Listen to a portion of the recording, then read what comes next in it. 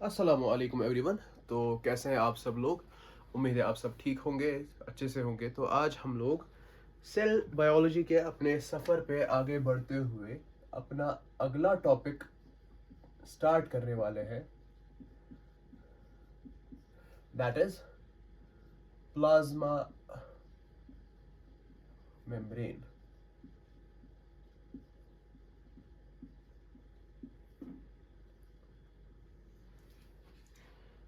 Plasma membrane को समझने से पहले हमें एक चीज़ जो समझनी है वो ये है कि हम लोगों ने जैसे कहा था कि हम लोग एक सेल की मिसाल ऐसे ले सकते हैं कि जैसे एक घर, और घर के जो एक बहुत इम्पॉर्टेंट चीज़ जो होती है वो होती है उस घर की दीवारें। एक घर को अपने बाकी मोहल्ले से अलग करने वाली चीज उसकी दीवारें होती है। इन दीवारों का काम यह होता है कि इस घर की ये जो हाउस है इसकी इंटीग्रिटी को मेंटेन करके रखना कि ये मेरा घर है, कोई यहाँ पे मेरी परमिशन के बगैर नहीं आ सकता, कोई यहाँ पे कोई चीज नहीं कर सकता जो मैं नहीं चाहता। ठीक है, whoever are living in this house. ठीक है, इसको सेपरेट करना अपने एनवायरनमेंट से, ये इस दीवार का काम है। ठीक है, इस घर के अंदर रहने वाले लोगों को प्रोटेक्शन प्रोवाइड करना, ये भी इसी का काम है। ठीक है, अच्छा, ओके, फिलहाल के लिए इतना काफी है। तो ये घर को इसके सराउंडिंग से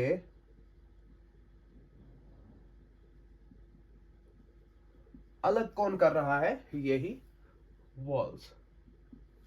यही इस घर को इंटीग्रिटी प्रोवाइड कर रहे हैं, यही इसको अपने सराउंडिंग से सेपरेट कर रहे हैं, यही इस घर के अंदर रहने वाले लोगों को एक किस्म की प्रोटेक्शन प्रोवाइड कर रहे हैं।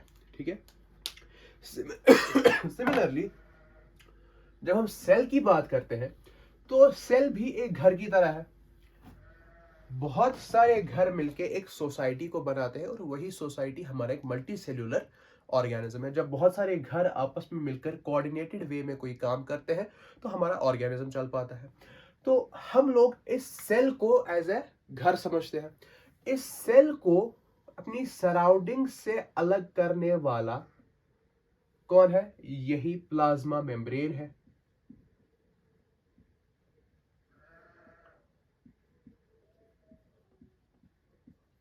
इस प्लाज्मा मेम्ब्रेन को ही हम लोग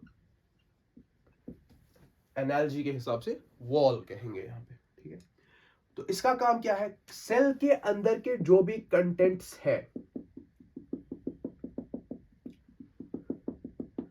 इनको बाहर से जो कुछ भी है उससे अलग रखने का काम इसी प्लाज्मा मेम्ब्रेन का है।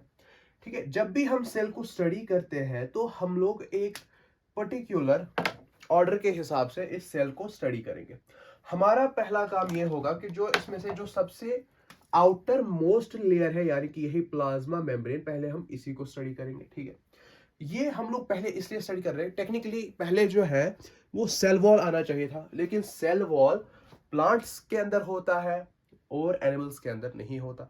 लेकिन ये जो प्लाज्मा मेम्ब्रेन है ये दोनों में कॉमन है। तो सबसे पहले हम लोग वो एक कॉमन बाउंड्री को समझेंगे जो दोनों, यानी प्लांट सेल्स के अंदर भी, एनिमल सेल्स के अंदर भी, फंजाई के अंदर भी, प्रोटिस्टा के अंदर भी, हर किस्म के यूकैरियोट के अंदर, इनफैक्ट हर किस्म के प्रोकैरियोट के अंदर पाया जाता है। ठीक है, प्लाज्मा मेम्ब्रेन वो एक नेसेसरी ऑर्गेनेल है जो लाइफ के लिए जरूरी है। क्योंकि हम लोगों ने एक चीज पढ़ी थी लिविंग वर्ल्ड के अंदर, दैट वाज लाइफ के लिए जो एक कैरेक्टरिस्टिक फीचर है, characteristic feature for life is cellular organization. At least एक सेल का होना तो लाजमी है। एक सेल से कम किसी भी चीज में लाइफ एग्जिस्ट नहीं कर सकती। और ये जो सेल है this is always membrane bound. अगर एक सेल की कोई बाउंड्री नहीं होगी, how are you going to define the cell? तो हम लोग सेल को जो है वो डिफाइन ही एक मेम्ब्रेन बाउंड चीज की तरह करते हैं, ठीक है, जिसके अंदर ये सारी लिविंग प्रोसेसेस हो रही है, ठीक है। तो इसीलिए सबसे पहले हम लोग क्या स्टडी करेंगे? प्लाज्मा मेम्ब्रेन को स्टडी करेंगे। प्लाज्मा मेम्ब्रेन का जो मेन काम है दैट इज टू सेपरेट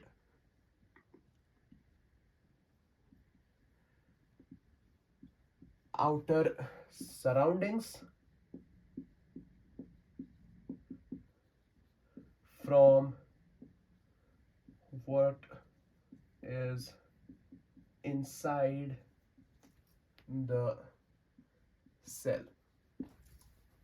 ये काम जो है वो प्लाज्मा मेम्ब्रेन का है, ठीक है। अच्छा, now let's think about it like this कि आप एक साइंटिस्ट है जो एक माइक्रोस्कोप लेके एक सेल को ऑब्जर्व कर रहा है, उसे अभी इस मेम्ब्रेन वगैरह के बारे में कुछ भी नहीं पता। So you are looking at a cell under a microscope and you see something like this।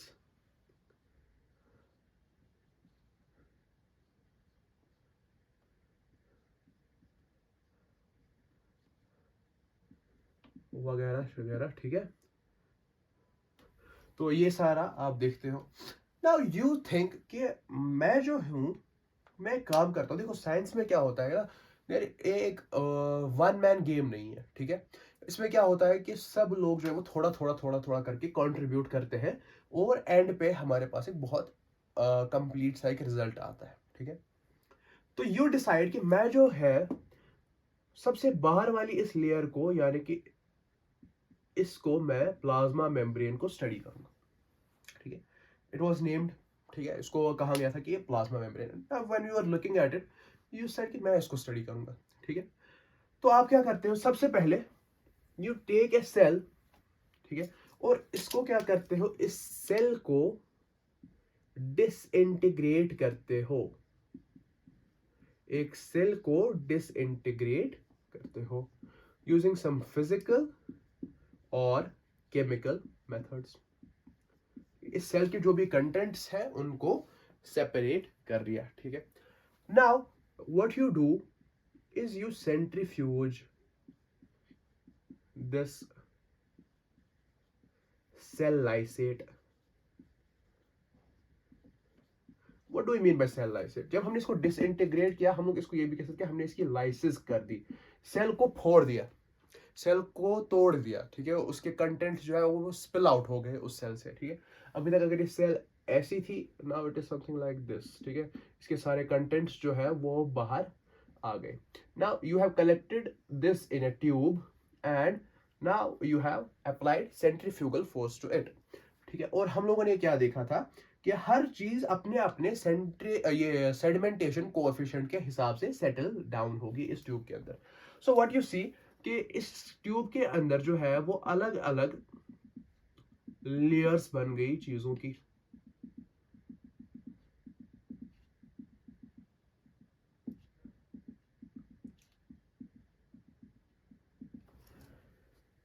इसके अंदर अलग अलग लेयर्स बन गई चीजों की, ठीक है। Now what you do is you take these fractions out.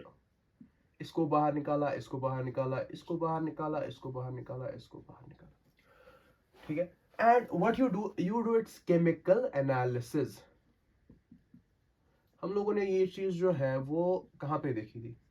Biomolecules के पहले 2 लेक्चर्स में हम लोगों ने यही सब देखा था कि हम लोग कैसे जो है वो समझते हैं चीज़ों को, ठीक है। कैसे हम लोग जो है उनका एलिमेंटल एनालिसिस करते हैं या फिर उनका मॉलिक्यूलर एनालिसिस करते हैं, ठीक है। सो व्हाट यू सी, जब आप इसका केमिकल एनालिसिस करते हो तो इस केमिकल एनालिसिस के दौरान आप क्या करते हो? You treat it with different things, या फिर आप डिफरेंट जो है वो प्रोसीजर्स करते हो। फॉर एग्जाम्पल, ये जो पूरा ये लाइसेट है, आपने इसको ट्रीट किया विद क्लोरोफॉर्म। क्लोरोफॉर्म की वजह से क्या है, इसके अंदर के जो भी लिपिड्स थे वो बाहर आ गए, दे सेपरेटेड आउट, ठीक है। इस सेल का जो भी लिपिड था उसको हमने एक्सट्रैक्ट कर दिया यूजिंग क्लोरोफॉर्म, ठीक है। नेक्स्ट चीज आपने क्या की, आपने देखा कि इस सेल के अंदर बहुत सारा प्रोटीन है and you quantified this protein, protein की क्या कर दी, क्वांटिफिकेशन।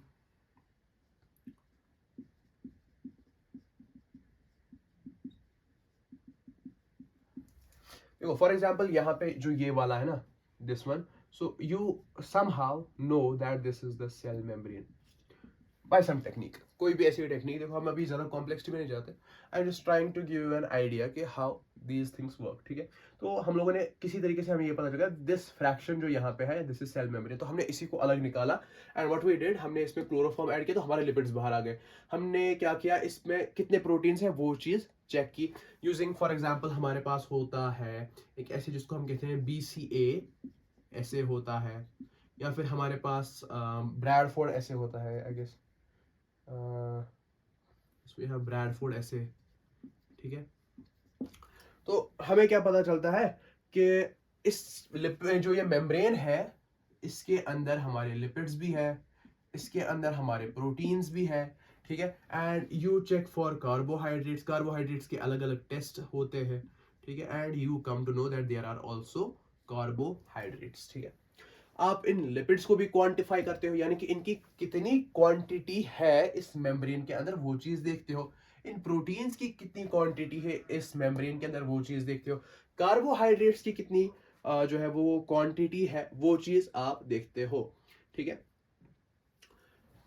इसमें आप लोग क्या देखते हो कि अलग अलग सेल्स के अंदर जो ये लिपिड इज टू प्रोटीन का ratio, lipid is to protein का रेशियो ये वेरी करता है फ्रॉम सेल टू सेल। एक सेल के अंदर ये लिपिड ज्यादा होगा, प्रोटीन कम होगा। कोई सेल ऐसी होगी कि जिसके अंदर, या कोई मेम्ब्रेन ऐसी होगी कि जिसके अंदर क्या होगा कि लिपिड कम होगा, प्रोटीन ज्यादा होगा। जस्ट अ सेकेंड, मैं पढ़ देता हूं थोड़ा, ठीक है। So while doing this chemical analysis you come to know कि इस पूरी सेल के अंदर तीन चीजें मेनली पाई जाती है, इस पूरे मेम्ब्रेन के अंदर तीन चीजें मेनली पाई जाती है। One is our lipids, second is proteins, third is the carbohydrates, ठीक है। आप एक साइंटिस्ट हो जो मेम्ब्रेन के बारे में कुछ भी नहीं जानता, वो उस मेम्ब्रेन को समझने की कोशिश कर रहा है, तो उसने क्या किया, उस मेम्ब्रेन को पहले तो सेपरेट किया बाकी सेल से, और फिर उसके बाद ये देख रहा है कि इस ये मेम्ब्रेन बनी किन चीजों से है। So we come to know कि देयर आर 3 पार्ट्स, या फिर तीन ऐसे जो है वो मैक्रोमोलिक्यूल्स है जो इसको बना रहे हैं। One is lipid, another is proteins and another is carbohydrates, ठीक है। तो ये तीन चीजें जो मिलकर है वो हमारा प्लाज्मा मेम्ब्रेन बना रही है, ठीक है। अब इसके बाद हमें इसका जो है वो स्ट्रक्चर इल्यूसिडेट करना है, हमें ये चीज समझनी है कि ये जो पूरा मेम्ब्रेन है ये स्ट्रक्चरली कैसा है, इसके अंदर लिपिड किस तरीके से अरेंज है, प्रोटीन किस तरीके से अरेंज है, ये कार्बोहाइड्रेट्स किस तरीके से अरेंज है। तो एक साइंटिस्ट आता है जिसका नाम है लैगम्योर, ठीक है, इसका नाम है लैगम्योर। ये लैगम्योर क्या करता है, ये एक सेल से मेम्ब्रेन को आइसोलेट करता है और इस मेम्ब्रेन को पानी के अंदर मिक्स कर देता है। वी नो कि मेम्ब्रेन के अंदर लिपिड है, प्रोटीन्स है और कार्बोहाइड्रेट्स है। तो क्योंकि इसके अंदर लिपिड है तो इसकी दोस्ती वाटर के साथ नहीं होगी। क्यों? क्योंकि लिपिड जो है वो हमारा नॉन पोलर मॉलिक्यूल होता है।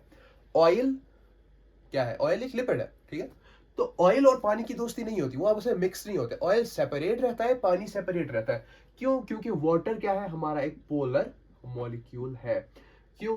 ये ऑक्सीजन जो है इसकी इलेक्ट्रोनेगेटिविटी ज्यादा है, ये इसको अपनी तरफ इन इलेक्ट्रॉन्स को खींचेगा, जिसकी वजह से इस पे क्या आएगा, डेल्टा नेगेटिव चार्ज, इस पे आएगा डेल्टा पॉजिटिव, इस पे भी आएगा delta positive. Net dipole movement oxygen की तरफ होगा। तो ये दिस इज पोलर मॉलिक्यूल। तो इसकी और लिपिड की आपस में दोस्ती नहीं होगी, ये दोनों मिक्स नहीं होंगे आपस में, ठीक है। तो लैगम्योर क्या करता है, वो एक पानी का एक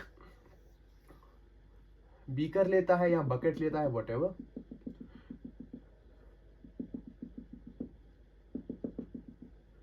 एंड व्हाट ही डज, ये इसमें ये लिपिड जो है वो ऐड कर देता है, ये जो मेम्ब्रेन है इसने ये इसमें ऐड कर दिया। ठीक है, अब क्या होता है, इसने पहले इस मेम्ब्रेन का सरफेस एरिया कैलकुलेट किया था। Surface area of this membrane was already calculated. ठीक है, तो फॉर एग्जांपल इसको इसका सरफेस एरिया मिला था x, this is some value of surface area जो इस मेम्ब्रेन का था। When he dissolve try to dissolve it in water, water के अंदर क्या हो गया, इस मेम्ब्रेन को कितना वाटर जो है वो उसका सरफेस कवर करना चाहिए था, ऑब्वियसली जितना इसका सरफेस एरिया था उतना ही करना चाहिए था, but what he saw that कि इस मेम्ब्रेन ने इस पानी का जो सरफेस कवर किया that was exactly twice of what was the surface area of cell. क्यों ऐसा क्यों हुआ? दिस इज बिकॉज कि लिपिड की दोस्ती वाटर के साथ नहीं होगी, लेकिन अगर लिपिड एक ही सिंगल लेयर के अंदर होता तो जितना सरफेस एरिया उसका लिपिड का सेल के अंदर था उतना ही सरफेस एरिया वो वाटर का कवर करना चाहिए था, if it was a monolayer, if monolayer. लेकिन इन एक्चुअलिटी क्या होता है कि ये जो लिपिड है ये बाइलेयर के अंदर अरेंज होता है। इफ बाइलेयर तो क्या होगा, एग्जैक्टली ये चीज होगी कि surface area of the cell, ठीक है, उसका ट्वाइस वो सरफेस एरिया होगा जो वाटर के अंदर जो है वो कवर करेगा। हमने जब इस मेम्ब्रेन को वाटर के अंदर डिसॉल्व करने की कोशिश की तो ये exactly twice the surface area of cell occupy करेगा। ठीक है, तो अब इसके बाद क्या हुआ, अब इसके बाद फर्दर इस चीज को समझने की कोशिश की गई तो क्या होता है कि कुछ साइंटिस्ट लोग क्या करते हैं कि एक आरबीसी को लेते हैं, एक आरबीसी ली, ठीक है, बायलोब स्ट्रक्चर, ठीक है, बाइकनकेव स्ट्रक्चर, ठीक है, बाइकनकेव स्ट्रक्चर ऑफ आरबीसी होता है। क्यों इसका ये बाइकनकेव क्यों होता है, ये बीच में सब पिचका हुआ क्यों है, क्योंकि इसके अंदर न्यूक्लियस नहीं है, इसके अंदर मोस्टली कोई ऑर्गेनेल नहीं होता, mainly it is filled with hemoglobin so that it can carry maximum oxygen। ठीक है, तो मेनली क्या होता है, एक सेल होती है, मेम्ब्रेन होती है, अंदर हीमोग्लोबिन भरा हुआ होता है। तो this is the best model to study membranes. क्यों, क्योंकि इसके अंदर मेम्ब्रेन्स के अलावा तो कुछ है ही नहीं। ठीक है, तो क्या करते हैं साइंटिस्ट लोग, वो इस मेम्ब्रेन की आरबीसी को क्या करते हैं, इसकी क्रायो इलेक्ट्रॉन माइक्रोस्कोपी करते हैं। इसकी क्या करते हैं, क्रायो इलेक्ट्रॉन माइक्रोस्कोपी। क्रायो मतलब फ्रीज करके, ठीक है, इसको हम लोग, इस टेक्निक को हम लोग फ्रीज फ्रैक्चर टेक्निक भी बोलते हैं, फ्रीज फ्रैक्चर। एक सेल ली, ठीक है, इसको फ्रीज किया फॉर एग्जाम्पल ये हमारी सेल है आरबीसी, इसको फ्रीज किया और उसके बाद बीच में से काट दिया, वी विल गेट दिस। ठीक है, अब इसको ऐसे देखोगे तो you will have something like this, ये इसका ये वाला पार्ट है, this will be something like this. तो इसको अगर हमने, ये अभी तक अगर ऐसे है तो इसको हमने ऐसे मोड़ दिया, so this is the membrane that we want to study, cross section of the membrane. ठीक है, क्रॉस सेक्शन ऑफ मेम्ब्रेन। तो जब इसको इलेक्ट्रॉन माइक्रोस्कोप के अंदर देखा गया, so what they saw was a rail road like structure, rail road like structure. जो लैग्म्योर ने एक्सपेरिमेंट किया था उससे हमें एक आइडिया लगा कि हाँ शायद जो लिपिड है सेल के अंदर वो बाइलेयर के अंदर अरेंज है। लेकिन जब इसका क्रायो इलेक्ट्रॉन माइक्रोस्कोपी किया गया, so what we saw was that it was something like this. Lipid का जो स्ट्रक्चर है वो कुछ इस तरीके का दिखा हमें, मेम्ब्रेन का स्ट्रक्चर जो है हमें कुछ इस तरीके का दिखा, ठीक है। सो व्हाट इज दिस, यहाँ पे ये लिपिड्स है, ये दीज आर ऑल लिपिड्स।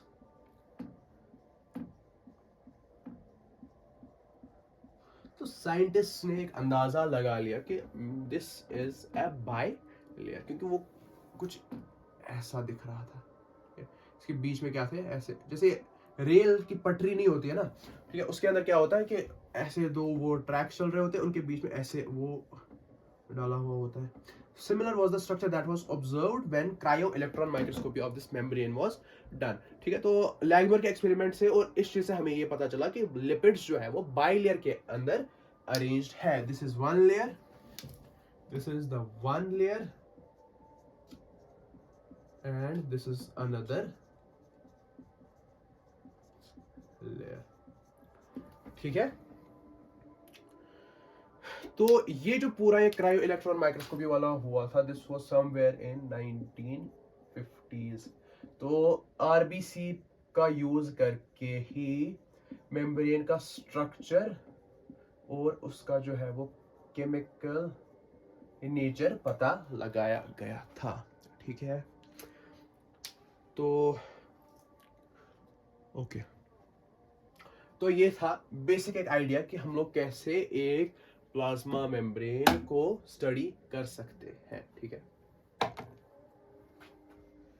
तो यहां तक हमें एक बेसिक सा आइडिया लग गया कि आखिर ये प्लाज्मा मेम्ब्रेन कैसा दिखता है। तो first we will go through the chemical analysis of this plasma membrane, उसको अच्छे से इन डिटेल स्टडी करेंगे कि एक प्लाज्मा मेम्ब्रेन जो हमने ये कहा कि एक लिपिड से, प्रोटीन से और कार्बोहाइड्रेट से बना हुआ होता है, तो उनका वहां पे क्या काम है, वो क्यों है, कैसे है वगैरह, ठीक है। तो फर्स्ट ऑफ ऑल जो एक मेजर कंपोनेंट है प्लाज्मा मेम्ब्रेन्स का, दैट इज लिपिड्स, ठीक है। एक नॉर्मल सी plasma membrane, unless and until it's not designated for a particular function, तब तक उसके अंदर लिपिड्स ही मेजर जो है वो कंपोनेंट कहे जा सकते हैं। लेकिन कुछ ऐसे मेम्ब्रेन्स होते हैं, प्लाज्मा मेम्ब्रेन नहीं, मेम्ब्रेन्स की बात कर रहा हूं मैं, तो कुछ ऐसे मेम्ब्रेन्स होते हैं जिनका कोई स्पेशलाइज्ड फंक्शन होता है और उसके लिए उनमें प्रोटीन्स का होना जरूरी होता है फॉर एंजाइमेटिक रिएक्शंस, ठीक है, या ट्रांसपोर्टर्स के लिए वगैरह। तो वहां पे जो है वो रेशियो वेरी कर सकता है, लेकिन most of the times lipids is the most important component of plasma membrane, ठीक है। ये लिपिड्स कौन से कैसे होते हैं, मोस्ट ऑफ द टाइम्स जो मोस्ट कॉमन लिपिड जो पाया जाता है प्लाज्मा मेम्ब्रेन के अंदर, मोस्ट लिपिड जो इसके अंदर पाया जाता है, दैट इज फॉस्फोलिपिड। ये हम लोग जो है वो देख चुके हैं इसके अंदर बायोमोलिक्यूल्स के अंदर, ठीक है। सो बेसिकली क्या होता है, एक ग्लाइसरॉल की बैकबोन होती है, ठीक है, दिस इज आवर ग्लाइसरॉल। इस ग्लाइसरॉल के साथ एक फैटी एसिड जुड़ा हुआ होता है, एक दूसरा फैटी एसिड जुड़ा हुआ होता है, ठीक है, इसके ऊपर एक फॉस्फेट ग्रुप अटैच्ड होता है। तो इस चीज को हम लोग क्या कहते हैं कि ये हमारा फॉस्फोलिपिड है। मोस्ट ऑफ द लिपिड्स जो मेम्ब्रेन के अंदर पाए जाते हैं वो कौन से होते हैं, फॉस्फोलिपिड्स होते हैं, ठीक है। ये जो फॉस्फोलिपिड होते हैं, these are amphipathic in nature. The lipids that are found amphipathic inside the membrane, वो क्या होते हैं, एम्फीपैथिक नेचर के होते हैं। What do you mean by amphipathic? Amphipathic से हमारा ये मतलब है कि एक ही मॉलिक्यूल हाइड्रोफोबिक भी है, हाइड्रोफिलिक भी है। For example if we look here, तो इसमें ऐसे दो रीजन्स है। ये जो फॉस्फोलिपिड है, इसमें जो हेड है ये हाइड्रोफिलिक है, this is hydrophilic. What do you mean bye hydrophilic? Water loving. Water loving क्यों है? क्योंकि इसके ऊपर जो ये फॉस्फेट है, इसके ऊपर नेगेटिव चार्ज होता है, फॉस्फेट के ऊपर नेगेटिव चार्ज होगा, ठीक है। उसकी वजह से क्या होगा, this will have a hydrophilic head. और जो इसकी ये टेल्स है, these are hydrophobic tails. I am writing H phobic, ठीक है, तो ये हाइड्रोफोबिक है, ठीक है, हाइड्रोफोबिक टेल्स। टेल्स हाइड्रोफोबिक क्यों है? क्योंकि इसमें कोई चार्ज नहीं है। What are these? These are fatty acid molecules, these are fatty acids, ठीक है, दीज आर फैटी एसिड्स, ठीक है। तो हमारे जो ये लिपिड्स है ये क्या होते हैं? एम्फीपैथिक नेचर के होते हैं। जो ये फॉस्फोलिपिड्स होते हैं ये अलग अलग तरह के होते हैं, जैसे मैंने लास्ट टाइम भी बोला था बायोमोलिक्यूल्स चैप्टर के अंदर कि इसके ऊपर अलग अलग ग्रुप्स अटैच्ड हो सकते हैं। 4 जो है वो मेजर किस्म के हैं। फॉर एग्जाम्पल अगर इसमें एक सीरीन ग्रुप अटैच है तो we will call it as phosphatidyl serine. अगर इसके ऊपर आइनोसिटॉल ग्रुप अटैच है तो we will call it phosphatidyl inositol. अगर इसके ऊपर इथेनॉल अमीन ग्रुप अटैच है तो we will call it phosphatidyl ethanol amine. इसी तरीके से अगर इसके ऊपर कोलिन अटैच्ड है, ठीक है, तो we will call it phosphatidyl choline. तो ये जो है वो 4 मेजर किस्म के फॉस्फोलिपिड्स है जो पाए जाते हैं एक मेम्ब्रेन के अंदर, ठीक है। इसके अलावा ये जो फैटी एसिड्स है, these can be either saturated fatty acids और these can be unsaturated fatty acids. Now you will understand कि मैंने बायोमोलिक्यूल्स पहले क्यों पढ़ाया था।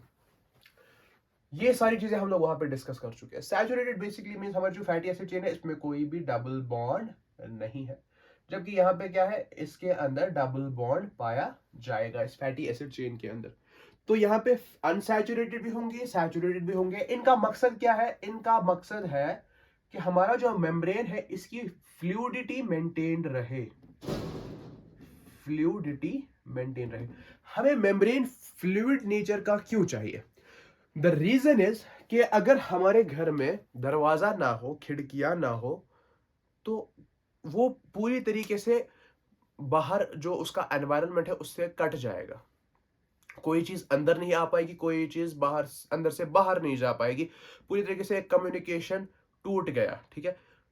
तो मेम्ब्रेन के अंदर भी हमें फ्लूइडिटी चाहिए होती है। क्यों? कोई चीज बाहर से अंदर लेनी होती है, कोई चीज अंदर से बाहर भेजनी होती है। फॉर एग्जांपल हार्मोन्स, हार्मोन्स जो है वो सेल्स के अंदर बनते हैं, जो एंडोक्राइन ग्लैंड के सेल्स होते हैं तो वहां पे हमारे हार्मोन्स बनते हैं। तो उन हार्मोन्स को हमें बाहर भेजना है। तो अगर हमारा मेम्ब्रेन जो है फ्लूइड नेचर की जगह पे एक सॉलिड नेचर का होता तो क्या ये चीजें बाहर जा सकती? नहीं जा सकती थी। कोई सिग्नल ऐसी होती है जो इंट्रासेल्यूलर सिग्नल होती है, ठीक है, वो सेल के अंदर जाने वाली सिग्नल होती है।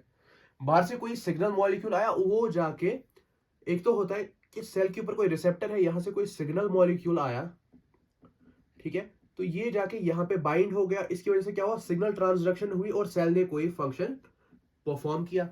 लेकिन कुछ मॉलिक्यूल्स ऐसे होते हैं जो सेल के अंदर जाके डायरेक्टली न्यूक्लियस के अंदर कोई जीन को ट्रांसक्राइब करवा देते हैं। तो अगर ये मॉलिक्यूल्स अंदर जा ही नहीं पाएंगे तो ये पूरी फंक्शन बंद हो जाएगी। So for this reason we need fluidity. एक सेल को ग्रो करना है, अगर इसका मेम्ब्रेन पूरी तरीके से सॉलिड होगा तो ये स्ट्रेच नहीं हो पाएगा, या फिर हम ये कह सकते हैं कि ये जो है वो ग्रो नहीं कर पाएगी ये सेल, ठीक है। तो इस वजह से हमें क्या चाहिए होती है? मेम्ब्रेन के अंदर फ्लूइडिटी होनी चाहिए। तो ये तो था मेजरली ये वाले लिपिड्स पाए जाते हैं। इनके अलावा भी कुछ लिपिड्स पाए जाते हैं। फॉर एग्जाम्पल हमने पढ़ा था कि there are sphingolipids. Sphingolipids, what are sphingolipids? इनके अंदर ग्लाइसेरॉल की बैकबोन के बजाय स्फिंगोसिन की बैकबोन होती है। ये चीज भी हम लोग बायोमोलिक्यूल्स के अंदर इन डिटेल पढ़ चुके हैं। इसके अलावा स्फिंगोलिपिड्स के अलावा there can be glycolipids. Lipids के ऊपर अगर कार्बोहाइड्रेट की कोई चेन अटैच हो गई है तो we will call that as glycolipid.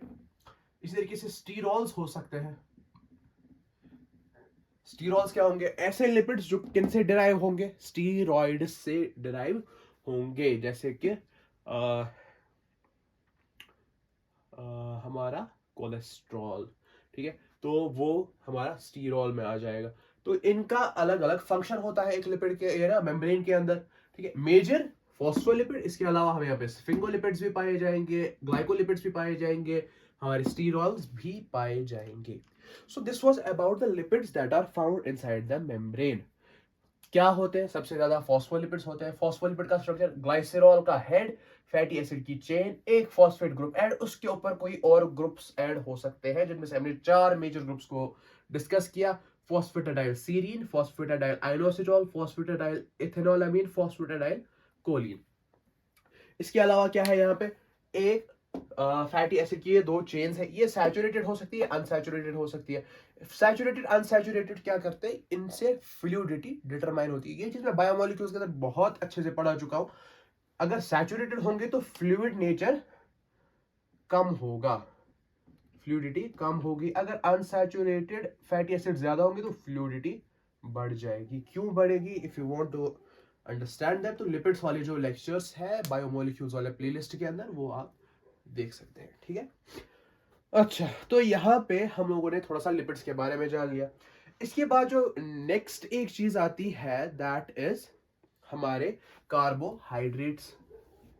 Proteins भी है, ठीक है। कार्बोहाइड्रेट्स क्योंकि छोटा सा है तो वो मैं यहाँ पे बता देता हूँ पहले। कार्बोहाइड्रेट्स का काम क्या होता है? कार्बोहाइड्रेट्स 2 शक्लों में पाए जा सकते हैं। कार्बोहाइड्रेट्स 2 शक्लों में पाए जा सकते हैं। या कार्बोहाइड्रेट्स लिपिड्स के साथ अटैच्ड होंगे, या कार्बोहाइड्रेट्स प्रोटीन्स के साथ अटैच्ड होंगे, या कार्बोहाइड्रेट्स किसके साथ अटैच्ड होंगे? लिपिड के साथ, या फिर किसके साथ अटैच होंगे? प्रोटीन्स के साथ, कार्ब्स। ठीक है, अगर लिपिड्स के साथ अटैच है तो हम उनको कहेंगे ग्लाइकोलिपिड्स। ऐसे लिपिड्स जिनके ऊपर क्या अटैच है? ग्लाइको ग्रुप, यानी कि हमारा कार्बोहाइड्रेट अटैच्ड है। या फिर अगर प्रोटीन के साथ है तो हम इनको कहेंगे ग्लाइकोप्रोटीन्स। ऐसे कार्बोहाइड्रेट मॉलिक्यूल्स जो किसके ऊपर अटैच्ड है? हमारे प्रोटीन्स के ऊपर अटैच्ड है। इनका काम क्या होता है सेल के अंदर? इनका काम बेसिकली ये होता है कि जैसे हमारे घर के बाहर जो दीवार होती है उसके ऊपर एक नेम प्लेट लगा हुआ होता है, ठीक है। फॉर एग्जाम्पल XYZ रेजिडेंस, ठीक है। इससे क्या पता चलता है? जो भी इस घर के बाहर आएगा वो इस प्लेट को देखेगा and he will understand who lives there, who he is.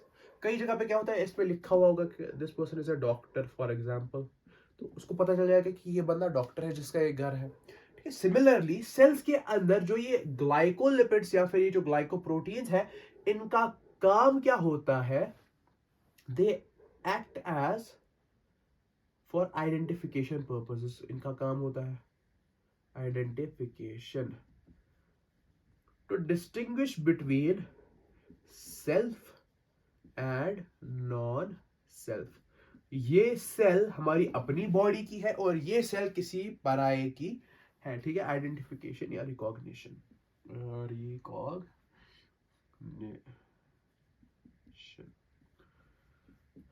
ठीक है।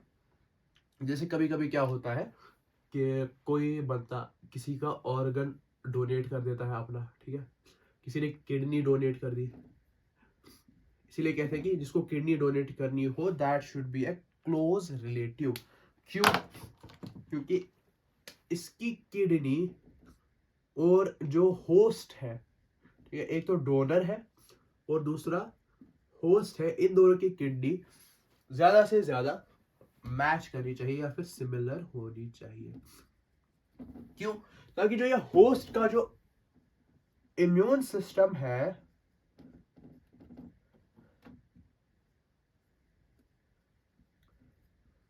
वो इस डोनर की किडनी को एज नॉन सेल्फ रिकॉग्नाइज ना करे। अगर इसको एज नॉन सेल्फ रिकॉग्नाइज करेगा तो होस्ट का इम्यून सिस्टम इस किडनी को डिस्ट्रॉय करके रख देगा, ठीक है। Again A kidney failure.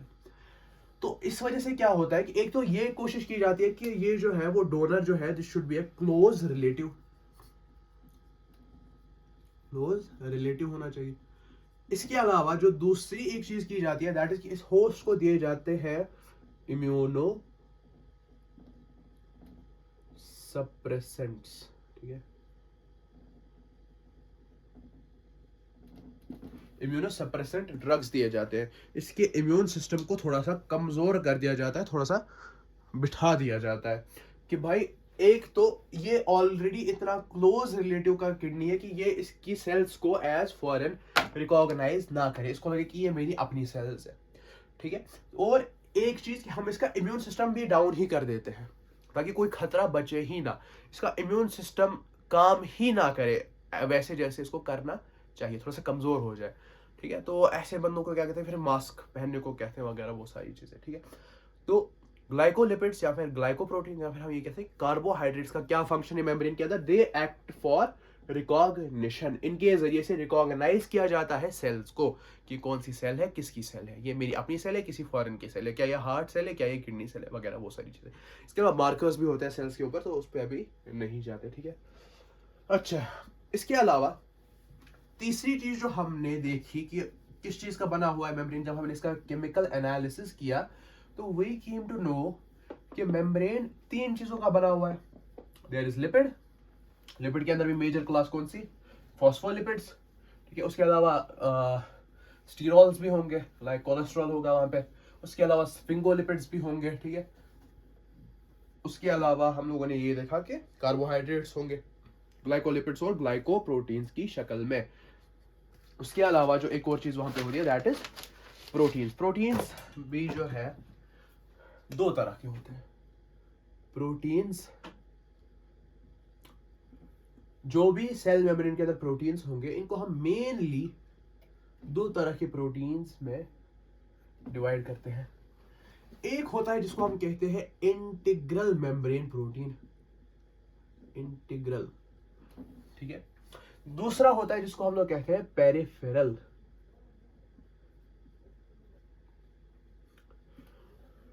For example, ये हमारी मेम्ब्रेन है, ये हमारे फॉस्फोलिपिड्स के हेड्स है, हेड ग्रुप्स, ये इनके फैटी एसिड टेल्स है।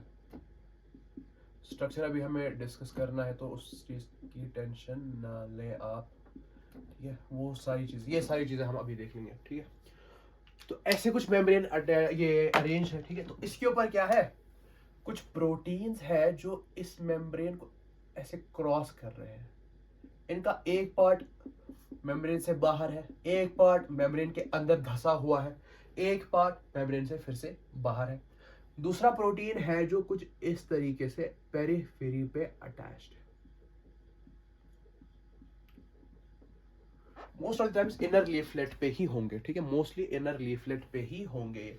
For example this is our outer leaflet, यानी कि जो एक्स्ट्रा सेल्यूलर स्पेस को फेस कर रहा है, और this is our inner leaflet जो किसको फेस कर रहा है, साइटोप्लाज्म को। So this one protein will be called as integral protein, integral membrane protein, जो इंटीग्रेट हो चुका है मेम्ब्रेन के अंदर एकदम पूरी तरीके से। दूसरा क्या है हमारा पेरिफेरल प्रोटीन, जो इसकी पेरीफेरी पे लगा हुआ है, पूरी तरीके से इसके साथ अटैच नहीं है या फिर पूरी तरीके से इसके अंदर धसा हुआ नहीं है, ठीक है। सो ये हमारे प्रोटीन्स के दो टाइप्स होते हैं। अच्छा, ये दो टाइप्स इनिशियली कैसे किए गए थे? इनिशियली तो ये चीज पता नहीं थी ना कि ये मेम्ब्रेन को क्रॉस करता है, ये नहीं करता। ऐसा इतना बड़ा, इतना जो है वो हैवी माइक्रोस्कोपिंग नहीं की जा सकती, ठीक है। माइक्रोस्कोपी की अपनी लिमिट होती है कि हम कितना देख सकते हैं। हमने मुश्किल से मेम्ब्रेन का एक ऐसा स्ट्रक्चर देख लिया था ना। ये चीज के कोई प्रोटीन धसा हुआ है, कोई प्रोटीन पेरिफेरी पे, ये कैसे पता लगाया गया? ये पता लगाया गया बेस्ड ऑन एक प्रॉपर्टी जिसको हम कह सकते हैं कि ईज ऑफ एक्सट्रैक्शन। किस प्रोटीन को इस मेम्ब्रेन से बाहर निकालना इजी था और किसको बाहर निकालना मुश्किल था? तो क्या लगता है किसको बाहर निकालना इजी होगा और किसको बाहर निकालना मुश्किल होगा? ऑब्वियसली जिसकी इंटरैक्शन कम है, ठीक है, जो कम ताकत के साथ इसके साथ जुड़ा हुआ है, उसको निकालना इजी होगा। तो this is easy to extract. I hope आपको ग्रीन कलर दिख रहा हो। and this is not easy to extract. ठीक है, तो इस बेसिस पे हम लोग क्या कहते हैं कि दो तरह के प्रोटीन्स होते हैं हमारे पास मेम्ब्रेन के अंदर। कुछ ऐसे होंगे जिनको इस प्रोटीन मेम्ब्रेन से निकालना इजी होगा, उनको हम कहेंगे इंटीग्रल प्रोटीन्स। कुछ प्रोटीन्स ऐसे होंगे जिनको निकालना इजी होगा, उनको हम कहेंगे पेरिफेरल। जिनको निकालना इजी नहीं होगा उनको हम लोग इंटीग्रल प्रोटीन कहेंगे। ठीक है, अच्छा, एक मेम्ब्रेन के अंदर जो 70% ऑफ द प्रोटीन्स है वो इंटीग्रल प्रोटीन्स होते हैं। रेस्ट 30% ऑफ द प्रोटीन्स जो है वो सरफेस प्रोटीन्स यानी कि पेरिफेरल प्रोटीन्स होते हैं। ठीक है, अच्छा, पेरिफेरल प्रोटीन्स का एक और नाम, ठीक है, इसको ऐसे लिख लो, AKA, also known as extrinsic proteins. ठीक है, एक्सट्रिंसिक प्रोटीन्स बाहर से लगे हुए हैं इनके ऊपर, जबकि इनको हम लोग ये कहते हैं कि इंट्रिंसिक प्रोटीन्स है, या फिर हम लोग इनको जो दूसरा नाम देते हैं that is trans membrane proteins. ऐसे प्रोटीन्स जो इस मेम्ब्रेन को क्रॉस कर रहे हैं, इनका एक पार्ट मेम्ब्रेन से बाहर है, ठीक है, इसका दूसरा पार्ट भी मेम्ब्रेन से बाहर है, एक पार्ट है जो मेम्ब्रेन के अंदर धंसा हुआ है। अच्छा, तो ये था हमारा प्रोटीन्स का मसला। अच्छा, कुछ एग्जांपल लिख लो थोड़ी सी। इंटीग्रल के अंदर एक एग्जांपल लिख लो, that is porin proteins. Porin proteins का काम क्या होता है? इनका काम होता है वाटर मॉलिक्यूल्स को सेल के अंदर से बाहर से अंदर लेके आना या अंदर से बाहर लेके जाना। ठीक है, so these are porin proteins. देखो, कोई भी ऐसा प्रोटीन जिसका काम ट्रांसपोर्ट होगा, बाहर से कोई चीज अंदर लेके आनी है, अंदर से कोई चीज बाहर लेके आनी, उसको जरूरी है कि वो इंटीग्रल प्रोटीन होना चाहिए। फॉर एग्जाम्पल, अगर मुझे अपने इस हाथ के थ्रू कोई चीज पास करवानी है, लेट अस सपोज कि ये एकदम बिल्कुल सॉलिड है, इसके थ्रू कुछ भी पास नहीं हो सकता, तो मैं क्या करता हूं, एक पाइप लेके आता हूं, उसको यहाँ पे किसी तरीके से धसा देता हूं। नाउ इस पाइप के थ्रू मैं कोई चीज इधर से इधर की तरफ लेके जाऊंगा। अब अगर ये प्रोटीन इसके सरफेस के ऊपर ही खाली लगा हुआ है ऐसे, ठीक है, ये इस तरफ से नहीं निकला हुआ, एक ट्यूब की तरह एक्ट नहीं कर रहा, तो ये जो है वो एज अ ट्रांसपोर्टर काम नहीं कर सकता। ठीक है, so I think that should be clear. अच्छा, अब इसकी एक एग्जांपल लिख लो, that is spectrin protein. Spectrin protein जो है वो पेरिफेरल प्रोटीन का एक एग्जांपल है। अच्छा, एक चीज यहाँ पे लॉजिकली याद रख लो कि जो भी कोई ट्रांसपोर्टर होगा, जो भी कोई रिसेप्टर होगा, ट्रांस मेम्ब्रेन रिसेप्टर जो होगा, वो हमारा इंटीग्रल प्रोटीन होगा। जो हमारे एंजाइम्स होंगे, ऑब्वियसली एंजाइम्स का काम सेल के अंदर की तरफ होता है, सेल के बाहर एंजाइम्स को क्या करना है? एंजाइम्स का काम क्या होता है? कोई भी रिएक्शन करवाना है, रिएक्शन होती क्या है? Cytoplasm. Cytoplasm is the arena for all the chemical reactions या all the biological reactions that take place inside the cell. तो होंगी कहां वो रिएक्शंस? वो तो साइटोप्लाज्म में होंगी ना। तो साइटोप्लाज्म की तरफ से ही मोस्ट ऑफ द टाइम्स ये पेरिफेरल प्रोटीन्स पाए जाएंगे। ठीक है, अच्छा, तो इंटीग्रल क्या बोला मैंने? या तो कोई ट्रांसमेम्ब्रेन रिसेप्टर होगा, या तो क्या बोलते हैं इसको, ट्रांसपोर्टर होगा, या तो चैनल होगी। ठीक है, चैनल मतलब जो सिंपली जिसका काम होता है मेम्ब्रेन के एक तरफ से दूसरी तरफ चीजों को लेके जाना। ठीक है, ये फॉर एग्जाम्पल हमारी मेम्ब्रेन है, यहाँ से कोई चीज आई, इसके थ्रू चली गई। फॉर एग्जाम्पल जो हमने अभी कहा पोरिन। अच्छा, अब ये क्यों हो रहा है? हमें इन ट्रांसपोर्टर्स की जरूरत पड़ क्यों रही है? वाटर मॉलिक्यूल डायरेक्टली क्यों नहीं जा सकता? हमने तो ये कहा था कि फ्लूइड नेचर का है ना। हमने ये कहा था कि जो मेम्ब्रेन है this is of fluid nature. तो वाटर मॉलिक्यूल डायरेक्टली क्यों नहीं जा रहा? वाटर मॉलिक्यूल आता इस फ्लूइड मेम्ब्रेन के थ्रू चले जाता, क्यों नहीं जा पा रहा? ऐसे चीजें हैं जो मेम्ब्रेन के थ्रू पास हो जाती है, ठीक है, लेकिन ये वाटर मॉलिक्यूल क्यों नहीं जा पा रहा?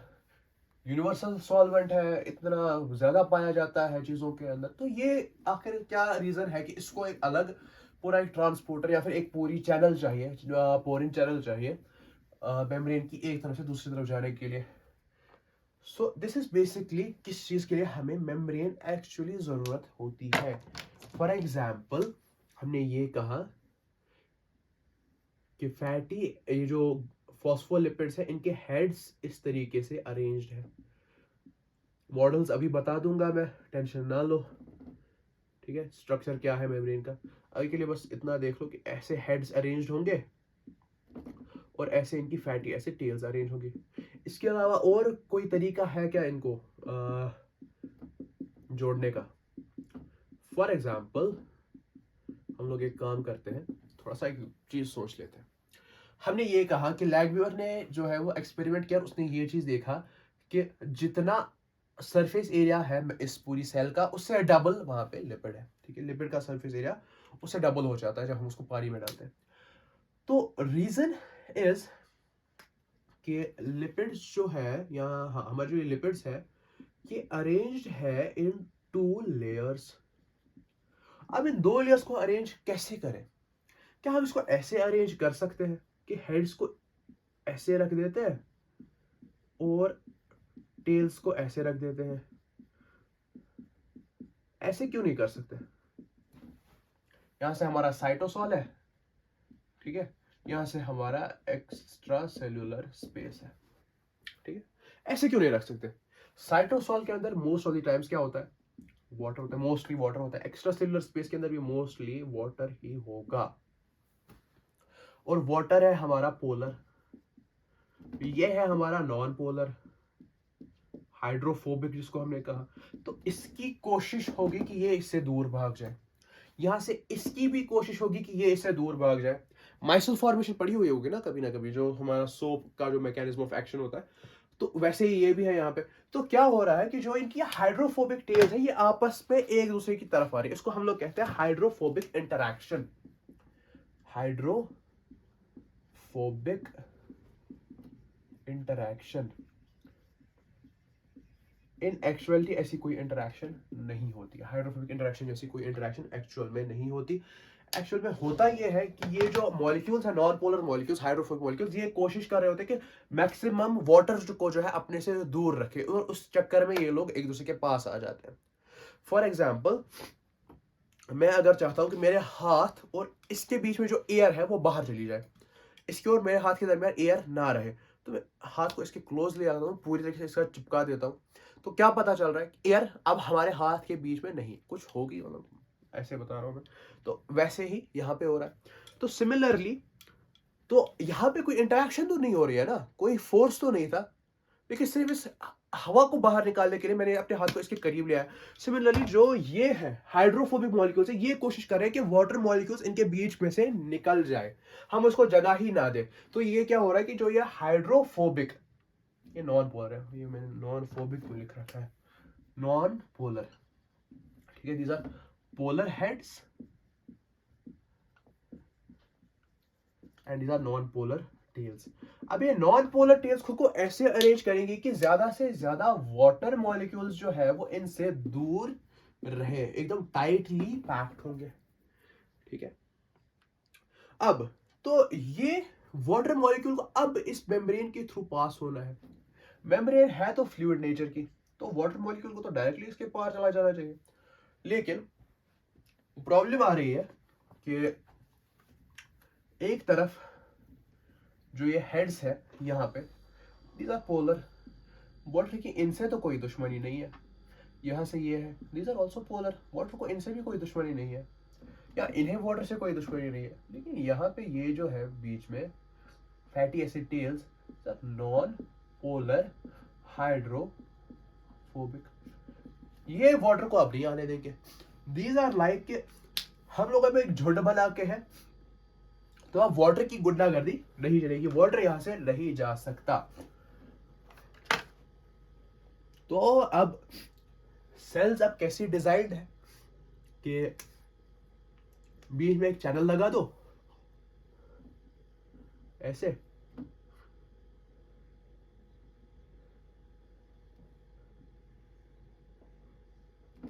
वाटर को इन लिपिड मॉलिक्यूल्स के साथ कोई इंटरेक्शन करनी ही ना पड़े। वो वाटर मॉलिक्यूल चाहे तो यहाँ से यहाँ चला जाए या चाहे तो यहाँ से यहाँ चला जाए। ठीक है, तो कोई भी ऐसा मॉलिक्यूल जो इस लिपिड मेम्ब्रेन को क्रॉस नहीं कर सकता, उनको पार करवाने के लिए हमें ट्रांसपोर्टर्स या फिर चैनल्स चाहिए होती है। हम लोग मेम्ब्रेन ट्रांसपोर्टर के मेम्ब्रेन ट्रांसपोर्ट वाले टॉपिक के अंदर अच्छे से पढ़ लेंगे, जो हमारा कल का टॉपिक होने वाला है। अभी के लिए इतना समझ गए हम लोग कि मेम्ब्रेन की जरूरत क्यों है हमें। ठीक है, to separate the outside environment from the inside of the cell. ये किसी चीज को ऐसे ही पास नहीं होने देगा। हम लोग ये कहते हैं कि हमारी जो प्लाज्मा मेम्ब्रेन है,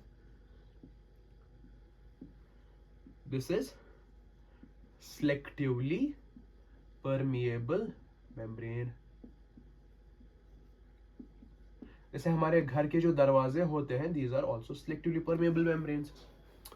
हमारा कोई ऐसा दोस्त, कोई ऐसा रिश्तेदार जिसको हम चाहते हैं कि ये घर के अंदर आए, वही आ सकता है। कोई ऐसे ही कोई मुंह उठा के आ गया तो हम लोग दरवाजा ही नहीं खोलेंगे। सिमिलरली सेल जिसको चाहती है कि ये घर के अंदर आए, जिसको चाहती है कि ये घर के बाहर जाए, तो उसको ये जाने देगी, उसको आने देगी। जिसको ये नहीं चाहती कि ये अंदर आए या फिर बाहर जाए, वो नहीं आ पाएगा।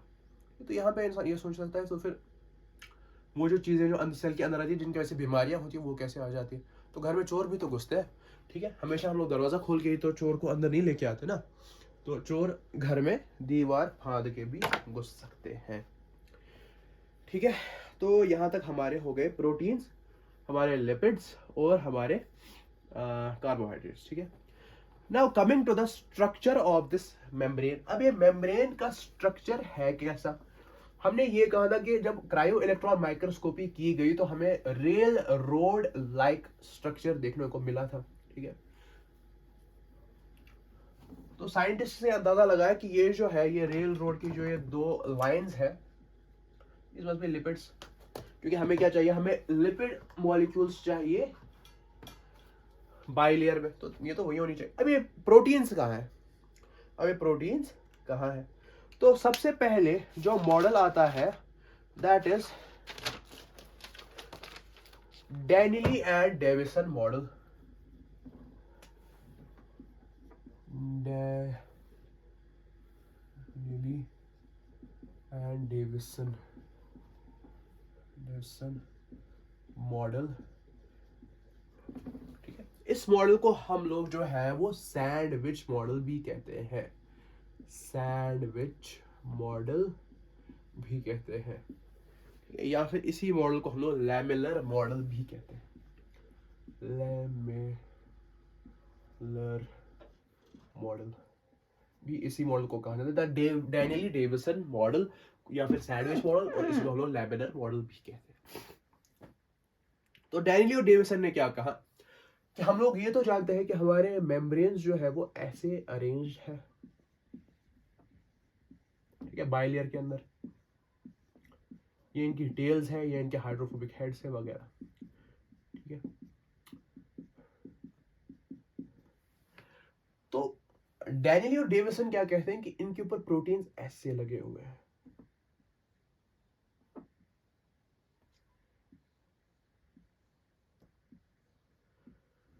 सैंडविच देखा होगा ना, तो वहां पे क्या होता है? बेसिकली ब्रेड होती है, ब्रेड के बीच में बटर होता है, नीचे एक और ब्रेड होती है।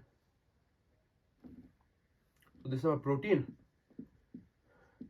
This is also protein. This is our lipid bilayer. ठीक है, तो ये तो एक फीचर था इसका, इस मॉडल का, कि इन्होंने क्या कहा? बीच में लिपिड्स है और ऊपर और नीचे प्रोटीन्स है हमारे। ये टोटल में हमारा जो इस मेम्ब्रेन का साइज है, that is 75 angstrom. 75 angstrom, angstrom unit है इसकी। ये बहुत छोटी सी यूनिट होती है। तो क्या कहा कि 75 एंगस्ट्रॉम है। ठीक है, इसमें से जो लिपिड वाला पोर्शन है, this one, this is 35 angstrom. ठीक है, अब ये कितना होगा? 75 में से 35 निकाल दो तो बचता है 40, और हमें इस 40 को इक्वली डिवाइड करना पड़ेगा एक प्रोटीन वाले रीजन से। So this will be 20 angstrom and this one would also be 20 angstrom। ठीक है, so this was basically the Danielli Davson model, जिसने ये कहा कि हमारा जो मेम्ब्रेन है इसके अंदर जो प्रोटीन्स और ये जो लिपिड्स है these are arranged in the form of a sandwich. Membrane की जो थिकनेस है दैट 75 एंगस्ट्रॉम, लिपिड्स की जो थिकनेस है दैट 35 एंगस्ट्रॉम, प्रोटीन्स की जो थिकनेस है दैट इज 20 एंगस्ट्रॉम, नीचे वाले प्रोटीन्स की भी थिकनेस 20 एंगस्ट्रॉम है। इसके बाद एक और मॉडल आता है that is unit membrane model. Unit membrane model ज्यादा याद रखने की जरूरत नहीं है, थोड़ा सा एकदम बेसिक आइडिया ले लो। इसमें क्या बोला इन लोगों ने कि ऐसे हमारे ये लिपिड्स अरेंज्ड है, ठीक है, ये हमारे लिपिड्स हो गए। This is basically same as this sandwich model, थोड़ा सा एक डिफरेंस है।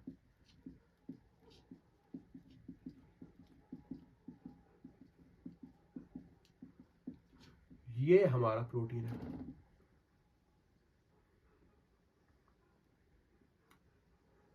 डायमेंशंस इन्होंने भी सेम बताए थे यूनिट मेम्ब्रेन मॉडल वालों ने भी, that is this is 75 angstrom, this is 35, this is 20 and this one is also 20 angstrom. तो ये था हमारा यूनिट मेम्ब्रेन मॉडल। ये किसने दिया था? जे.डी. रॉबर्टसन ने दिया था, जे.डी. रॉबर्टसन ने दिया था। So these are all trying to explain, these are all trying their best to explain the model. अच्छा, इन लोगों ने ये क्यों कहा कि प्रोटीन बाहर है और लिपिड अंदर है? ऐसा इसलिए इन लोगों ने कहा कि they were able to see कि ये जो मेम्ब्रेन है इसके बीच में हाइड्रोफोबिक रीजन ज्यादा है, इसी वजह से हमारे जो ये पोलर मॉलिक्यूल्स हैं वो क्रॉस नहीं कर पा रहे। अगर ये हाइड्रोफोबिक रीजन सेपरेटेड होते या फिर दूर दूर होते तो हमारे जो ये हाइड्रोफोबिक मॉलिक्यूल्स है they should have been easily, I mean hydrophilic molecules they should easily have passed. तो क्या बोला कि हम लोग एक काम करते हैं, हमारे जो ये प्रोटीन्स है हम लोग ऐसे बताते हैं कि ये ऐसे ऊपर अरेंज है, ये ऐसे ऊपर अरेंज है, ऐसे ऊपर अरेंज है, ऐसे ऊपर अरेंज है। तो डैनियल और डेविसन ने क्या कहा कि ये ऐसे यहाँ पे है, और जे.डी. रॉबर्टसन ने भी यही कहा ऑलमोस्ट।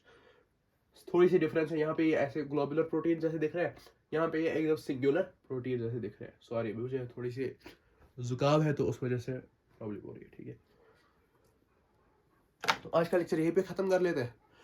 कल basically we will study the most accepted model of the membrane, plasma membrane का या कोई भी मेम्ब्रेन कह दो, we will call that as Singer and Nicolson का fluid mosaic model. This is the most accepted model that explains the structure of the membrane of a cell. Even though इसकी भी बहुत limitations आ रही है recently, लेकिन हमारी books के अंदर इसी को लिखा जाता है कि this is the most accepted model। इसके बाद भी कुछ मॉडल्स आए हैं, but this is the most accepted model according to our text books, ठीक है। तो मिलते हैं कल इंशाल्लाह।